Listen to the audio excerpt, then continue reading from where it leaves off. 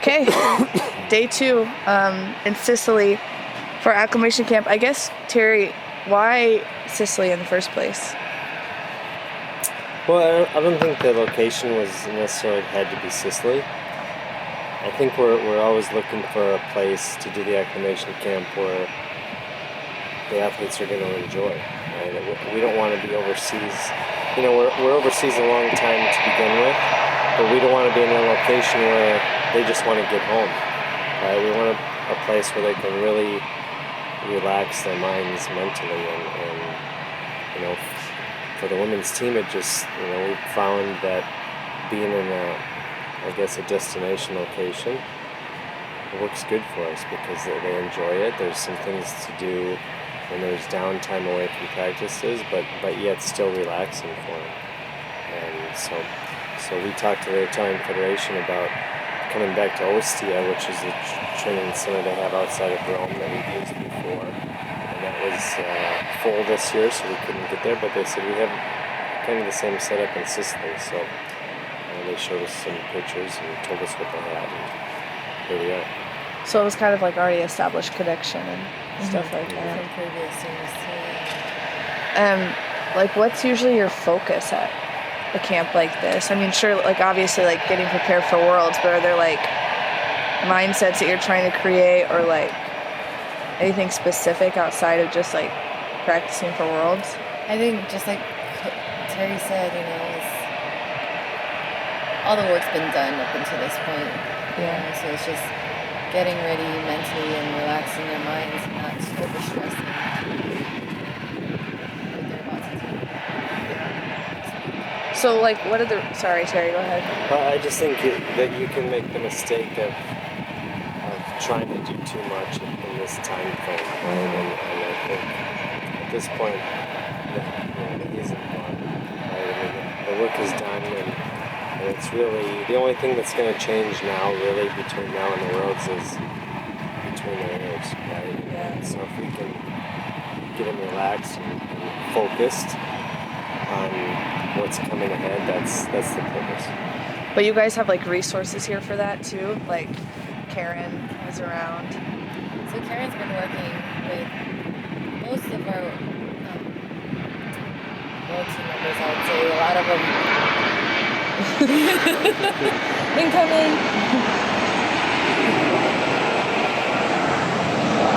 Take the good with the bad, right? Amazing view, just planes all the time. Right. She's been working with our resident team, you know, consistently over the past year and a half. You know, and so it was requested by some of our World team members if she could come on, you know, this acclimation camp to get that final stages of preparation. Yeah. So what does she do? She, like yesterday, she did some meditation, you know, and there's different topics that she's done with our residents, you know, and with our World team, on different areas that might arise, you know, like she's talked about the reality of what could happen, like certain fears or worries that may happen, and it was like good discussions that they've had as a team, you know. And then a lot of them see her individually for individual needs. Yeah. But you guys have other stuff like Taylor Maggio is here. Why is it important to have someone like that here? Well, I think the thing you realize real quick is that, you know, to win a world title, number one, is a tough thing to do, right? And it takes a lot of people that put into that. And instead of Clarissa and I trying to be experts at everything, right? We realize that we can stick to wrestling, and we bring those experts with us. You know, whether it's sports psychology, whether it's nutrition, you know, things like that. So they can just come here and do their job and not take the guesswork out of things, right? And plus, there's just a lot to do, right? We have a group of almost 30 people here, right? So there's a lot to do and a lot to manage. So it's, again, if one person was doing that, it'd be too much. You'd be just focusing on that and not focusing on the task at hand, and that's getting them prepared for the World Championships. So you just have enough people around helping with that process, right? I mean, we have Amy Murray, who's our massage therapist. We have Shelby, who's our ATC. We have Rosie Main, who's our chiropractor. I mean, there's a team of people that are, I think, very critical and I don't know, critical. They've been a huge part of the success of the women's program that we've had, and we see that, and we see the athletes are very comfortable around them. So that's why we come together at this time.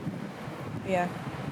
When you look at your world team and you look at, I guess, the trend of women's wrestling against the world, I mean, how are you feeling going in, knowing that you've got Japan and China kind of usually toward the top of the team ladder?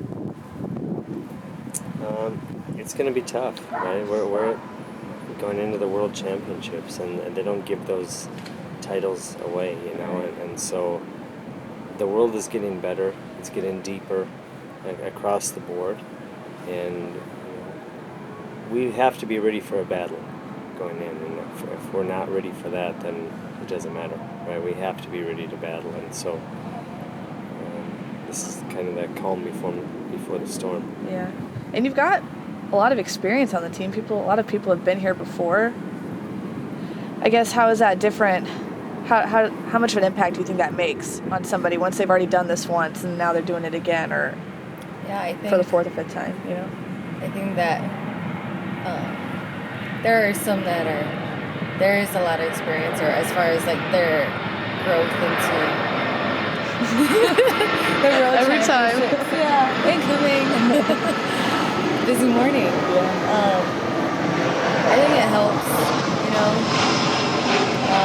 for some, especially if it's not their first time. Like I would mention Jakara, it'll be her second time, and I don't know if you follow her on Instagram or social media or whatever, and for her it's like just kind of getting that match back, and trying to be better. And someone like Mensa, I felt like each time she's gone to a world championship, she's trying to better her result, and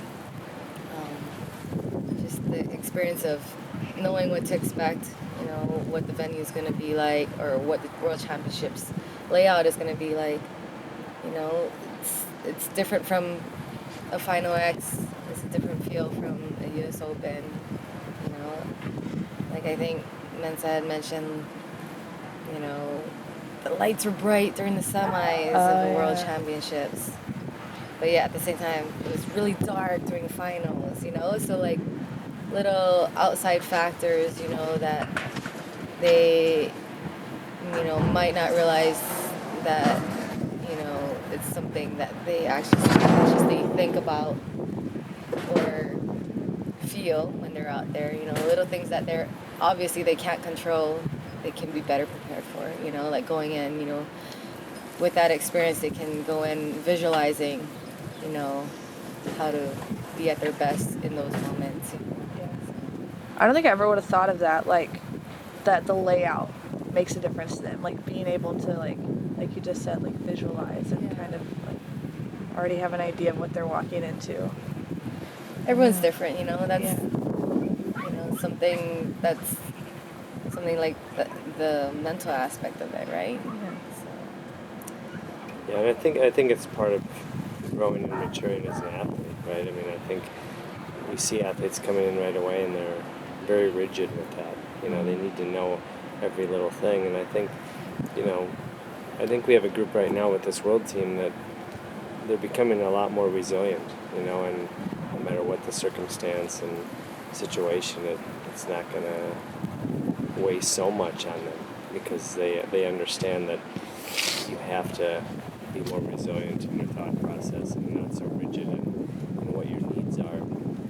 You got to kind of roll with the punches a little bit. So that's what I like about having, we have some veteran leadership on this team, and even within the coaching. I mean, Clarissa's been there and done that, and to be able to just give that information firsthand and see how, Adeline Gray deals with the day in, day out training or preparation leading into the Worlds, I think it helps everyone, right? And so, yeah, I think we have a team I think is very hungry.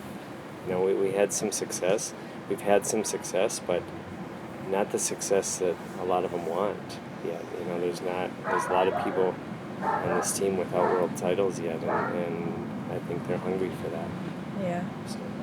What would you say, like, this is going back to, like, the team thing. What would you say, like, are some strengths that the USA has overall that would be hard for, I guess, the rest of the world to kind of overcome, or things that we're better at, I guess? I don't know if I think every team has strengths in their own right. I like our unity and our camaraderie with this team. I think they've learned a lot from each other and lifted each other up a lot, and I think that togetherness, that unity, that bonding is so important with the female team. And I think that we haven't always had that, where we have a nucleus of people that really get along and are there for one another and have each other's backs. But I really do feel we have this with this group, and not just with the training partners, and the world team, but I think if we look throughout our national team, we have that. Yeah. And so that's good to see. So there's just like a couple questions I've heard from people just about camp in general that maybe you guys can answer for us. I guess one of the first ones is, like, what does a day typically look like for our women's team at Acclimation Camp?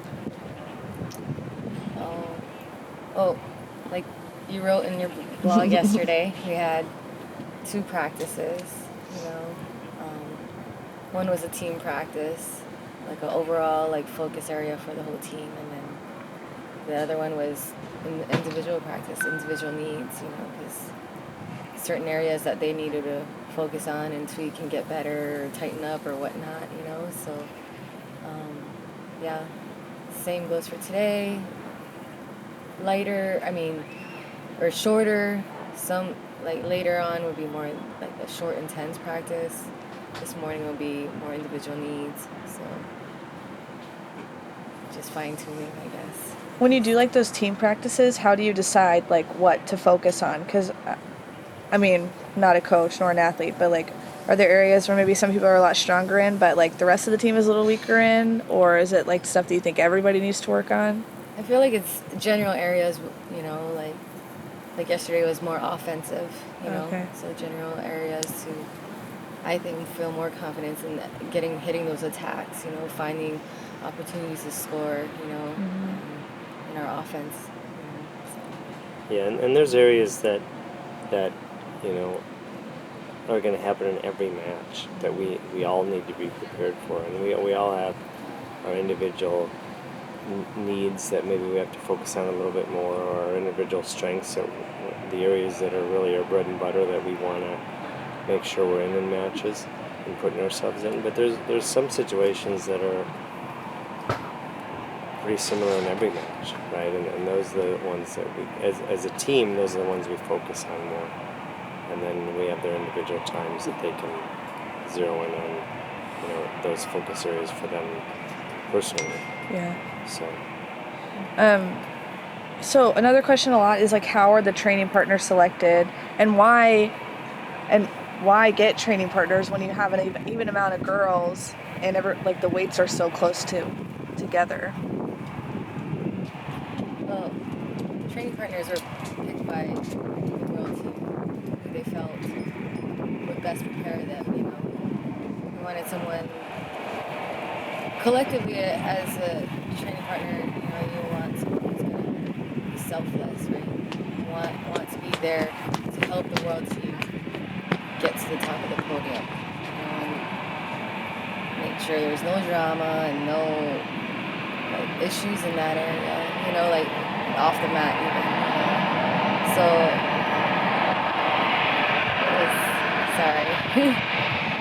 The training partner is also going to be largely responsible for creating the environment, right, and creating the energy needed for practices, right, and the positiveness this is a tough time as they're preparing and thinking about the World Championships coming up. There's a lot of emotion in that. And if you just leave it to the World Team members, they may be going up and down right now, and that training partner is a reassurance to them, right? It is someone that's going to keep it light, going to keep it positive, going to keep the energy high, but yet calming at the same time. They should be very positive and very calming and nurturing at the same time. So, those training partners are very, very important for the team's success. And yesterday we talked about that again with the training partners, and they've been given that before, but I just wanted to make sure they understood their role, because, again, you can't win alone. It's very hard to win alone. You need people around you, the right people around you, to establish that environment and that it's really conducive to winning. Yeah. I know you have quite a handful of them that are on the U23 World Team. So what are you hoping that they get out of this, other than being a responsible training partner helping Team USA's senior success? See the example, like the World Team is setting the example of like why they're on the World Team. Some of the U23 team members are like on the national team number 2s, like may have lost to the World Team member. It also was like also a reminder, like Terry said to them, it's like make it like it's your World Team or World Championships, your World Championships, and U23s is coming up, so it's kind of like getting an insight and getting that feeling, beforehand, and hopefully it motivates them to get those little extra into themselves.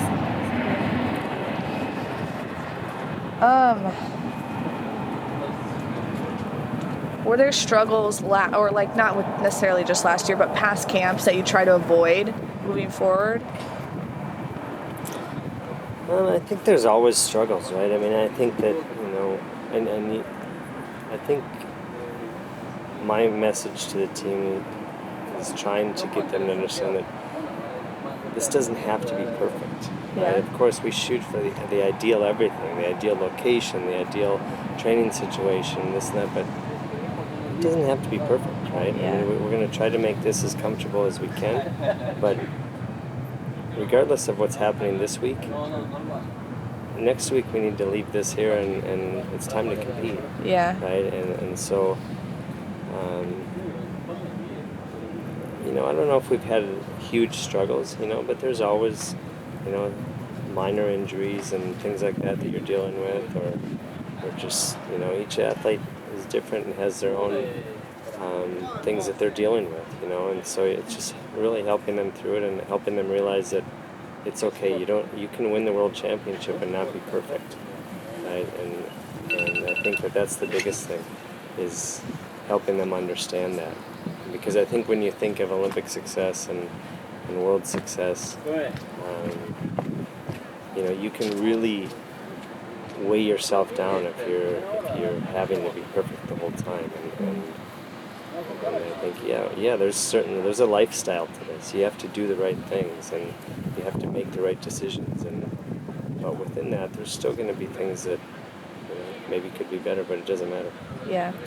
And not that you need any extra things to do around World Championships, but let's say the girls at non-Olympic weights right now, are they eyeing some of those other girls like from other countries that are at the Olympic weights in case their time comes and they need to qualify a weight or something like that next year? Or do you have any kind of focus on that, something like this? I think they're just focused on the task at hand. Yeah. Yeah. Do you guys pay attention to that?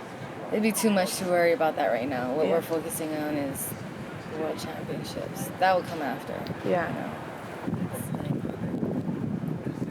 Yeah, I think right now our focus is our process, right? And how are we going to get, those titles and those medals in our hands, and what does that look like on a day-to-day basis, and what does that look like in our routines, and what are the things we need to be doing when we step on that competition mat. We need to focus just on us. Everything else, we don't have control over anyways. Yeah. Right? and so we'll deal with that as that comes to us. This is like totally kind of off the wall, but I'm just thinking of it because I just got my head into like the Olympic year kind of thing. But someone like, or a country like Japan, where they pretty much have their, like, in a sense, they can have their team set for next year already, being that if they medal, they're on the Olympic team at Olympic weight. Does that help us at all, or do you see any advantage in that for us? Because there's some big names that didn't make the squad this year. They're tough, they're deep, you know? Yeah. Like, you know, when you step on the mat against Japan, you better be ready for a battle. You know? Yeah. So, Regardless of who it is, yeah, huh? I think, like, I don't know, for me, I don't, like, worry about that, you know? Like, for us, or, like, for me, it's, like, making sure our team, you know, Yeah. gets to that podium, qualify all those weights, and then we'll worry about it.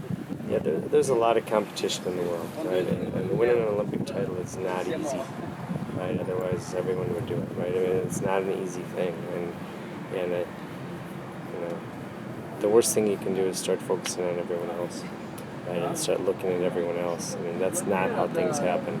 Things happen, you know, in life because you just dig in and focus on yourself and focus on the tasks that need to be done to make that happen. And what happens. You don't have control over what happens. You only have control over the process of winning, right? And so that's where we really need to keep our thoughts and minds. There's no doubt. Next year at the Olympic Games, there's going to be a whole other group of competitors that we're going to have to battle and deal with. Right. But they're going to have to battle and deal with us too, right? And I think you can look at it either way. You can think about all the people that you've got to get through to get to that title, or you can think about they have to get through me to get to that title, right? And there's two different ways to look at that. Yeah.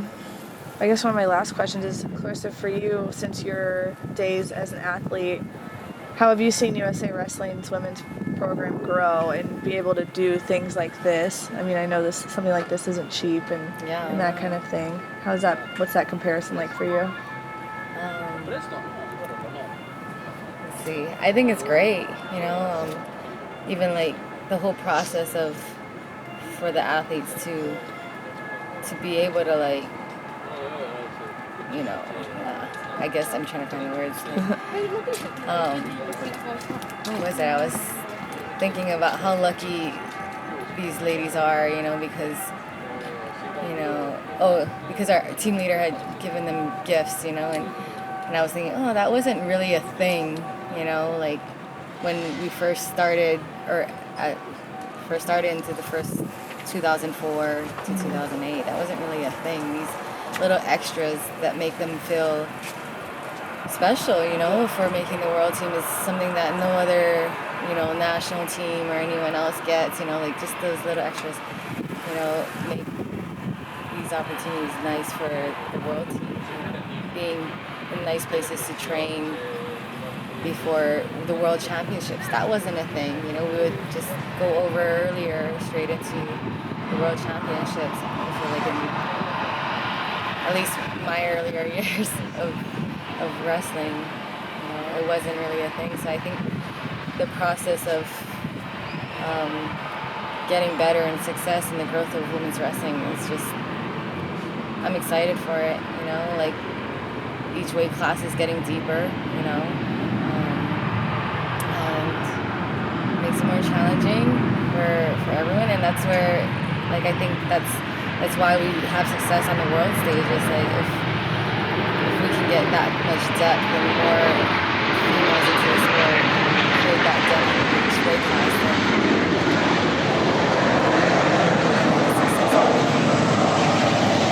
I don't know. Sorry, I didn't even. I don't know. For me, like when I was an athlete, it was, you know, I felt like my weight class was pretty stacked. You know, I'd have to beat, you know, Patricia, who was Olympic bronze medalist and world silver, and Stefan Murata, world silver. You know, like there was a lot of depth in that weight class, and I think that helped prepare me to have success. You know, and same with all the athletes on this one team.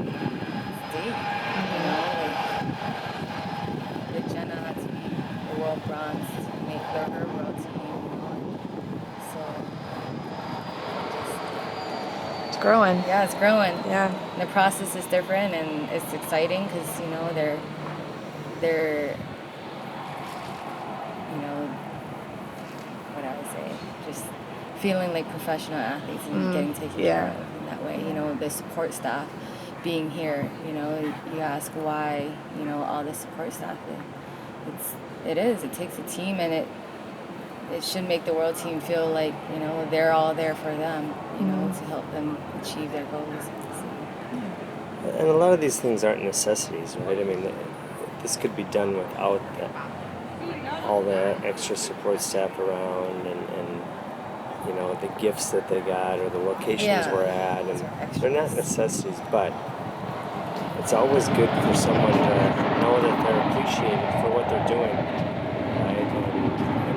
And to understand that there is not just coaches behind you and training partners behind you and a support staff behind you, but there's an organization behind you. There's a movement behind you that really appreciates and respects what you're doing, right? And I think that's so important, right? In any organization or for any person to know that it's appreciated what they're doing.